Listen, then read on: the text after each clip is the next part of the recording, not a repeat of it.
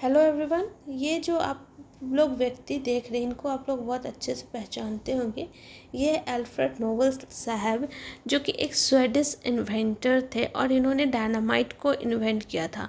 Dynamite चूँकि उस समय एक रिवॉल्यूशनरी था और ये ह्यूमन बेनिफिट के लिए इन्वेंट किए थे, लेकिन जब ये एक समय बहुत दिनों के लिए कहीं छुट्टियों पे गए थे तो अचानक से एक न्यूज़पेपर पढ़ते हैं और उसमें कुछ हेडलाइन लिखा हुआ था कि the founder of the death is no more. तो इन्हें बहुत शौक लगता है, तब ये डिसाइड करते हैं कि मैंने तो कि ये जो भी रेवेन्यू है उससे एक नोबेल प्राइज़ दिया जाए और उन लोगों को दिया जाए जो ह्यूमैनिटी के लिए वर्क करे। ठीक है, तो 1895 में इनका डेथ हो जाता है और बिल में रखा रहता है कि उन लोगों को नोबेल प्राइज़ दिया जाएगा जो ह्यूमन वेलफेयर के लिए काम किया। ठीक है, पहला नोबेल प्राइज़ 1901 में दिया गया था 5 कैटेगरी में: physics, chemistry, medicine, literature and piece.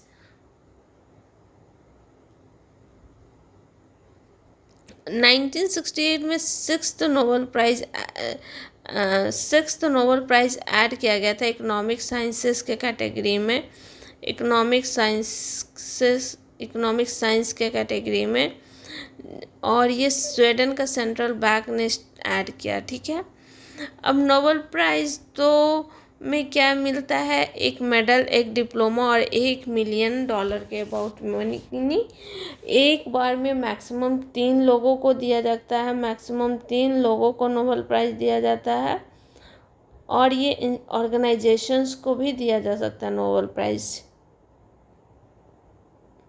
Nobel prize हर एक 10 दिसंबर को दिया जाता है और इस दिन क्या है? Death anniversary of Alfred Nobel. ठीक है, इसमें एक बात और जानने लायक है कि सारे नोबेल प्राइजेस तो स्वीडन में मिलते हैं, लेकिन जो पीस वाला नोबेल प्राइज़ है ना, वो नॉर्वे में मिलता है। अब ऐसा क्यों मिलता है? मे बी नॉर्वे ज़्यादा शांति प्रिय देश है इसलिए, लेकिन जो पीस प्राइज़ है नोबेल का वो नॉर्वे में मिलता है। ठीक है, अब देखते हैं ये सारे जो लोग हैं ये वो लोग इंडिया से जिनको नोबेल प्राइज़ मिल चुका है। ठीक है, तो इन लोगों के बारे में जानते हैं क्यों मिला, कब मिला। ठीक है, तो जो पहले इंडियन थे जिनको नोबेल प्राइज़ मिला था उनको तो हम सभी जानते होंगे, रविन्द्रनाथ टैगोर थे। इनको 1930 में मिला था इनके वर्क गीतांजलि के लिए, और ये पहले ऐसे नॉन यूरोपियन रेसिपिएंट थे जिनको लिटरेचर में नोबेल प्राइज़ मिला था। ठीक है, बाद में फिर सीवी रमन साहब को मिलता है। क्यों? रमन इफेक्ट डिस्कवर करने के लिए, जो कि ट्रांसपेरेंट मटेरियल से डील करता है। रमन इफेक्ट में ये बताया गया था कि अगर कोई भी लाइट ट्रांसपेरेंट मीडियम से पास करती है तो जो लाइट रिफ्लेक्ट होता है तो हर एक लाइट का वेवलेंथ सेम नहीं होगा, वो डिफरेंट होगा। ठीक है, उसके बाद हरगोविंद खुराना को मिला था फिजियोलॉजी या मेडिसिन में, और इन्होंने रिसर्च किया था genetic code and protein synthesis और जेनेटिक कोड को रिसर्च किया।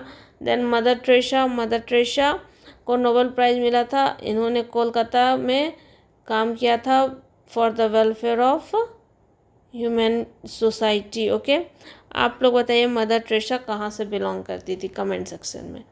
उसके बाद अगला मिला है एस चंद्रशेखरन को नोबेल प्राइज़ फिजिक्स में, और इन्होंने स्टडी किया था स्टेलर स्ट्रक्चर और इवोल्यूशन पे। ठीक है, उसके बाद अमर्त्य सेन को मिला है नोबेल प्राइज़ किसके लिए? वेलफेयर इकोनॉमिक्स के लिए। उसके बाद वी रामाकृष्णन को मिला है केमिस्ट्री में for ribosome structure and function. उसके बाद कैलाश सत्यार्थी को मिला 2014 में। क्यों मिला है? For his work against child labour and child rights. और 2019 में अभिजीत बनर्जी को मिला for innovative approaches to reducing global poverty. Okay, thank you.